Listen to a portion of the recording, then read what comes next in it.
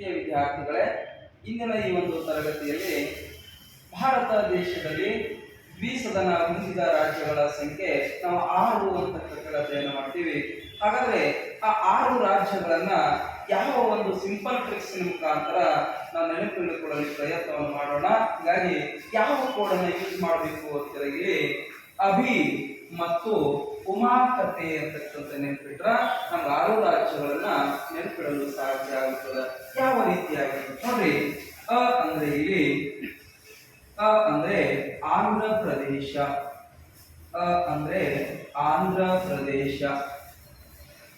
B ಅಂದ್ರೆ Bihar, B ಅಂದ್ರೆ ಬಿಹಾರ.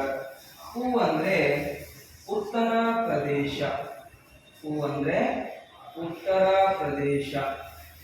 ಮ ಅಂದ್ರೆ ಮಹಾರಾಷ್ಟ್ರ, ಮಹಾರಾಷ್ಟ್ರ. ಇನ್ನು ಕತೆ ಕ ಅಂದ್ರೆ ಕರ್ನಾಟಕ, ಕ ಅಂದ್ರೆ ಕರ್ನಾಟಕ. ತ ಅಂದ್ರೆ ತೆಲಂಗಾಣ, ತೆಲಂಗಾಣ.